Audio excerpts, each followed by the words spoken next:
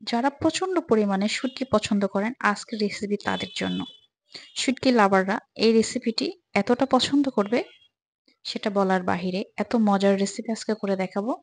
আজকে আমি আপনাদের সঙ্গে ইলিশ শুটকি দিয়ে খুবই মজাদার শীতের সবজি রান্না করে দেখাবো।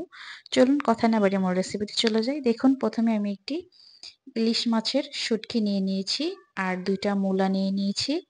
দারুণ হবে এই রেসিপিটি আজকে রান্না করলে। আপনারাও প্রথম থেকে শেষ অবধি দেখতে থাকুন। আশা করি আজকের ভিডিওটি অনেক বেশি ভালো লাগবে। প্রথমে আমি দেখুন লম্বা লম্বা করে মূলা আর আলু কেটে নিয়েছি। ভালো করে পরিষ্কার করে ধুয়ে নিয়েছি। আর এখন চুলায় একটি কড়াই বসিয়ে দিয়ে দিয়েছি।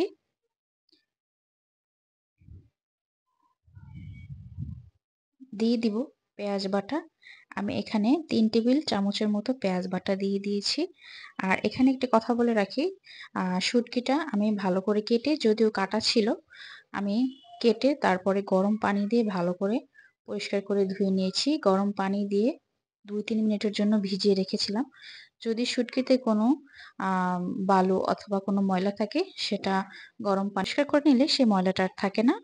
খুব ভালোভাবে ক্লিন হয়ে যায়। আর দেখুন এরই ফাঁকে আমার কিন্তু পেঁয়াজ বাটাটা আর ২-৩টা কাঁচামরিচ দিয়ে দিয়েছিলাম, ভাজা হয়ে গেছে। এখন দিয়ে দিলাম 1/2 কাপের মতো পানি। এখন কিছু গুঁড়া মসলা এড করব। প্রথমে দিয়ে দিব 1/2 চা চামচ হলুদের গুঁড়া, 1/2 চা চামচ লাল মরিচের গুঁড়া।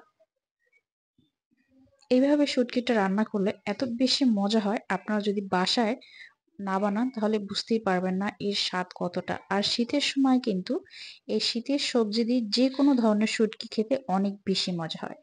যারা শুটকি পছন্দ করে আশা করি আজকের রেসিপি তাদের কাছে অনেক বেশি ভালো লাগবে। আর এরই ফাঁকে আমি একটা টমেটোর অর্ধেকটা কেটে দিয়ে দিয়েছি।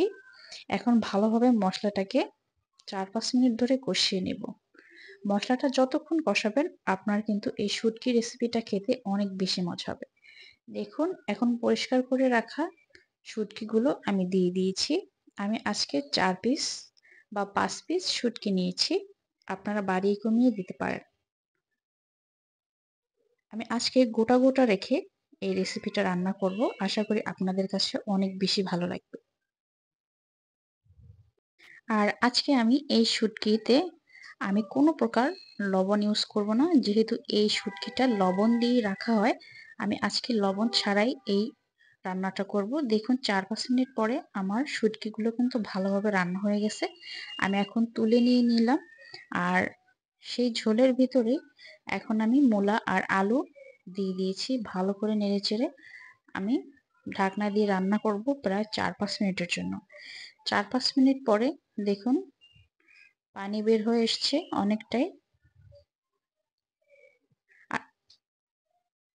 আপনাদের যদি লবণের প্রয়োজন হয় আপনারা বাড়িয়ে কমিয়ে দিতে পারেন। এই পর্যায়ে আমি প্রায় ১ কাপের মতো পানি দিয়ে দিয়েছি। এই পানিটা দিয়ে দিলাম কারণ এই সবজিটা ভালোভাবে রান্না করে নেব। ঢাকনা দিয়ে আমি ৫ মিনিট জাল করেছি। সবজিটা দেখুন ভালোভাবে কিন্তু সিদ্ধ হয়ে গেছে।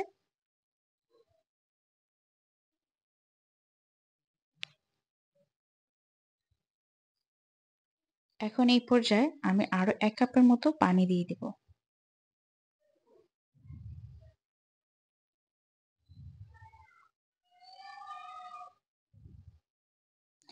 আর এখন আমি ইলিশ মাছের শুটকিগুলো দিয়ে দিব। এই পর্যায়ে এত সুন্দর একটি ফ্লেভার আসবে, মানে বাসার সবাই জেনে যাবে আপনি বিশেষ কোনো শুটকি দিয়ে সবজি রান্না করছেন। আর যাই হোক এই পর্যায়ে আমি বেশ খানিকটা ধনেপাতা কুচি দিয়ে দিয়েছি। আপনারা পছন্দ হলে ধনেপাতা কুচিটা দিবেন। অনেকে আছে শুটকিতে ধনেপাতা খায় না, কিন্তু আমার কাছে দিলে ফ্লেভারটা ভালোই লাগে। আপনারা চাইলে স্কিপ করতে পারেন। ধনেপাতা দিয়ে আমি ২-৩ মিনিট ঢাকনা দিয়ে জাল করে নিয়েছি। এখন কিন্তু অলমোস্ট আমার রান্নাটা হয়ে গেছে। চুলাটা অফ করে দিয়েছি। মাশাআল্লাহ রান্নাটা দেখতে কতটা সুন্দর হয়েছে, খেতেও আলহামদুলিল্লাহ অনেক বেশি মজা হয়েছে। আজকের রেসিপি কেমন লেগেছে অবশ্যই আমাকে জানাবেন। আজ এই পর্যন্ত, সবাই অনেক বেশি ভালো থাকবেন। খোদা হাফেজ। আসসালামু আলাইকুম।